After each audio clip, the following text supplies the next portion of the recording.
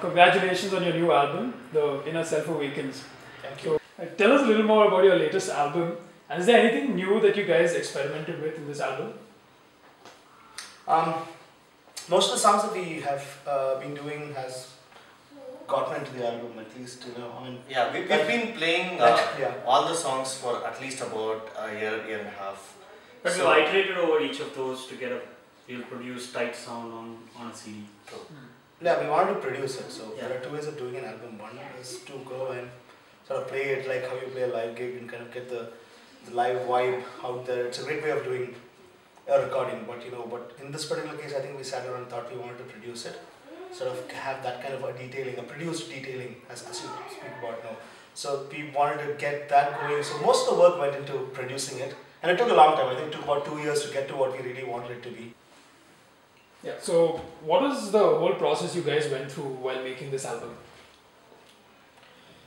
Hard one to say, because we wanted to do like a longer album, to be honest. Like we wanted a 10-song sort of an outcome eventually. So we went song after song. I think we went around tracking all the 10. We tracked all the 10. We sort of recorded them, and then we sort of heard it back. Then we started iterating on them, because the thing is, this material is fairly familiar. We didn't write anything new for the album. This is the stuff that we have written in the past and kind of are actually pressing it on a record format. So what really happened is we started taking one track, and like Ganesh mentioned, we started iterating on that to figure out how differently can we interpret this. Like in live, you do a bunch of things. When you're actually pressing it on a recorded format, how differently do you treat sections? And when we actually came to that point, some of those weren't standing up to where we wanted them to be. So songs started getting sort of dropped off the list. So the 10 became 8. And we eventually said, okay, we have to push for 8. But at the end of it, through this iterations that kind of went across this span of 12 months, we realized these 6 that we actually put out on the album sort of does justice to what we really wanted to bring out as our first ever album. It's also very, very special, right? I mean, you don't do a lot of albums in the first 2 years of existence. You're probably doing your first one, so we wanted it to be exactly the way we wanted it. So yeah, so we found a great producer. We went and played the Coke Studio gig, and we met Ashish Manchanda there, and he really liked our sound, and he said like, heck, I'm going to do your mix. I'm going to produce this for you. And we knew he's the guy who works for Agam and Amit Trivedi, so he's not going to come. I mean, great producers come at a premium, and you have to respect their work. It's not that he charges anything. He has to charge for what he really gave us. So I think we value absolutely every penny that we spend in production. We are very contented that we actually paid the money to get that done. So in that way, it fell in place. What we wanted to achieve with the first album in terms of production values, in terms of recording. So I think TPK went around recording the song called Swans of Saraswati 6 times over, and every recording lasted 8.5 hours. Like he was actually doing it because that is the level of satisfaction that he wanted out of it. Probably between that 7th take and 8th take, I don't know what difference we made, but that's subtle, right? You don't really know, but he still wanted to do it. So I think we pushed it pretty hard, and now looking back, probably you'll still think, this particular song maybe we could have done it differently. That's a common feeling. So I think sometimes we need to look beyond that and see what we could do in our capacity. And I think we're sitting happy. I think we're sitting happy. What topics or themes have you guys explored with respect to songwriting this time? Our songwriting is a pretty interesting pursuit. So thematically, we don't think thematically because it's really difficult, because you have to have a sense of a united thinking. This is the kind of themes we explore, this is the kind of songs that we write. We unfortunately, by the heterogeneous nature that we actually represent, it's very hard for us. So what really happens is, a lot of times people come and ask us, you create fusion of Indian and Western styles. We actually don't, because that's not something which we are capable of. What we are actually doing is playing diverse styles together. As simple as that.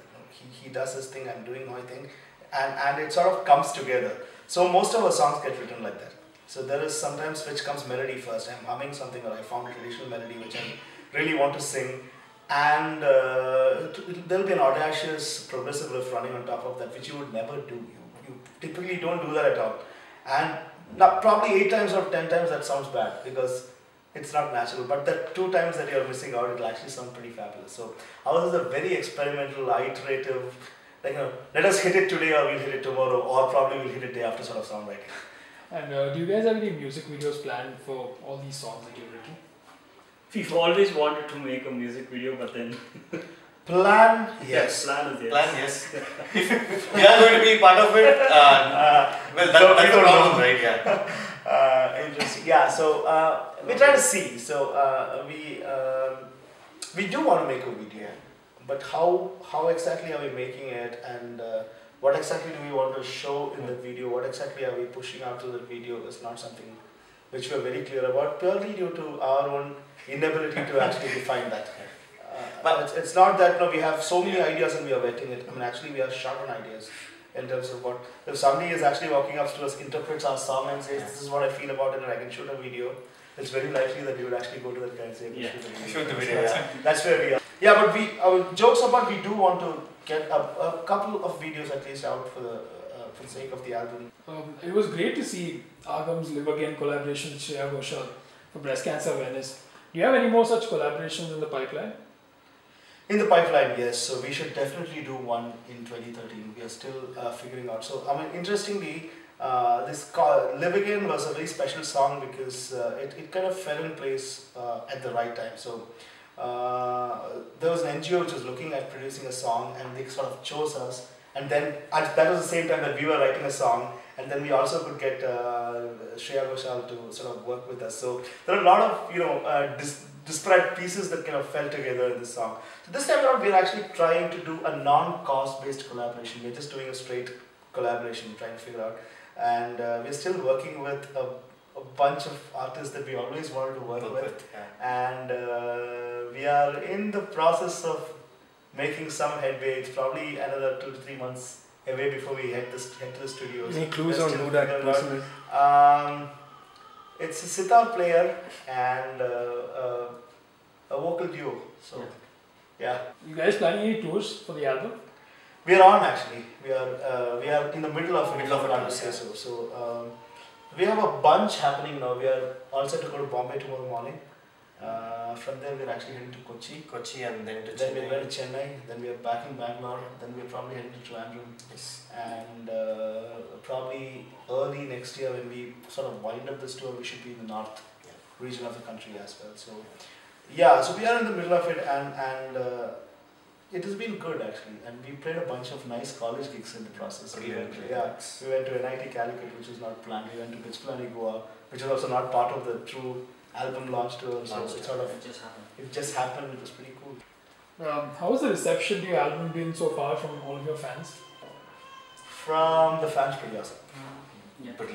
Pretty awesome. So I just want to thank them because there was this song Swansa Saraswati, which was like we did it. I think that was the last song which we recorded because we were nervous because it was taking a traditional, very famous Carnatic song and doing a heavy metal riffing on top of that, and we had a lot of odd rhythm signatures going on all over it. We really didn't know how it is typically a song that asks for trouble. Yeah. From the purest quarters. So you're glad that people actually people like that the most, and I think even sales wise that's the largest selling single from the album. Phenomenal. So it looks like we are selling well because 2 of our online channels, which is OK Listen and Flipkart, we are on the top selling charts of both those channels. So it looks like we are selling well, but we have very little insights into how exactly music sells in this country. So don't want to read too much into it. But at least we are happy with respect to whatever is available. We are in the top spectrum of sales in whatever little is selling. So we're pretty happy about that. And it's up on torrents. I already know that. So yeah.